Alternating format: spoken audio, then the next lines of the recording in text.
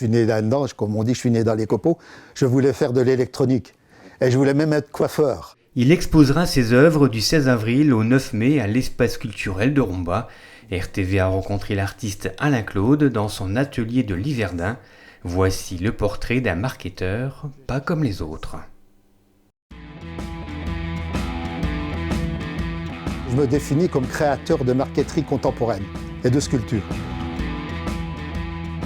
La marqueterie, ça consiste au plaquage. Le plaquage, c'est du bois qui est très fin, qui fait environ 1 mm d'épaisseur, qu'on plaque sur un support. Là, c'est un support en contreplaqué. Alain Claude fait partie de ces artistes qui créent depuis leur plus jeune âge. Ébéniste d'art de formation, après une carrière consacrée à la restauration de meubles anciens ou à la création de meubles contemporains, aujourd'hui il pratique la marqueterie, une technique qui remonte au XVIIe siècle. Au XVIIe, Boulle faisait de la marqueterie avec de l'écaille de tortue, de l'ébène, c'est pour ça qu'on appelle ça ébéniste aujourd'hui, et puis du cuivre, ce que je faisais aussi dans le temps. Bon, il y a une époque, quand on parlait de marqueterie, c'était des collages à chaud à la colle d'os. Alors ça, c'était un travail monstre. Maintenant, on emploie ces colles-là. Si au fil des siècles, les matériaux utilisés ont quelque peu changé, la technique, elle, n'a guère évolué.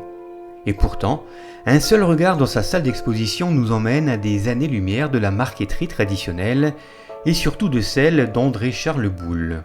Grand format et explosion de couleurs s'offrent aux visiteurs. J'utilise les marqueteries, c'est pour ça les bois modernes, qui sont des bois qui sont teintés dans la masse, et du vert, du jaune, du rouge, du bleu, du vert, etc. Et ce qui fait, j'utilise aussi de la peinture acrylique, pour faire des fonds, ce qui donne un peu plus de relief à mes tableaux. C'est vrai, quand on parle de marqueterie, les gens s'imaginent, voient des meubles 18e, 19e, etc. Ici, on oublie le 18e ou le 19e. Les tableaux et sculptures d'Alain Claude revisitent l'art contemporain. On y découvre des œuvres abstraites ou figuratives, des œuvres où la féminité est souvent représentée, des œuvres érotiques même, des œuvres qui racontent l'histoire et les émotions de l'artiste.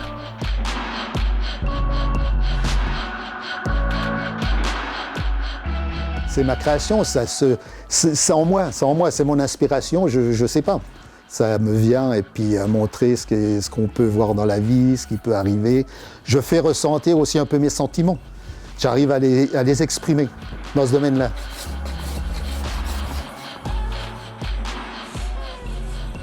J'utilise plein de sortes de bois, du palissandre, du bois de rose, de l'acajou, du bois de violette, du padouk, du serragera, du wapa, il y en a plein. Il y a l'acajou de Cuba, il y a l'acajou du Honduras, il y a l'acajou Méranti, il y en a plein. Il y en a des tonnes des bois.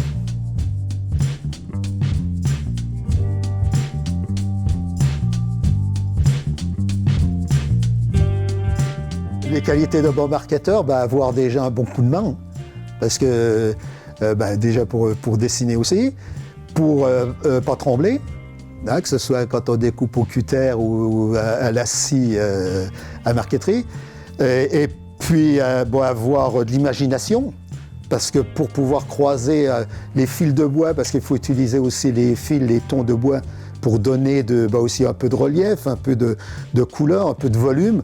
C'est ça, être un bon marketeur, et puis être manuel, un bon manuel.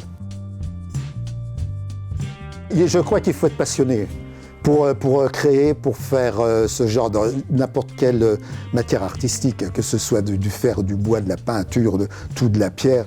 Il faut être passionné. Si on se sent obligé, on se dit faut aller faire ça. Non, on fait du mauvais boulot. On crée pas. C'est pas possible. Là, non, il faut être passionné, bien sûr. Et je suis passionné depuis toujours. Il n'y a pas une journée où vous dites j'en ai marre? Non, parce que quand je suis dans ce domaine-là, j'en ai jamais marre. Non, au contraire. Je pourrais passer des tas d'heures, mais maintenant, j'ai tellement de choses à faire que en passant déjà 4 heures par jour, c'est déjà pas mal. Pour ça, j'essaye de sortir à peu près une création par mois. Retrouvez les tableaux et sculptures d'Alain Claude à partir du 16 avril à l'espace culturel de Rumba Il exposera ses œuvres les plus consensuelles. Et pour découvrir les autres, rendez-vous sur ses pages Facebook et Instagram.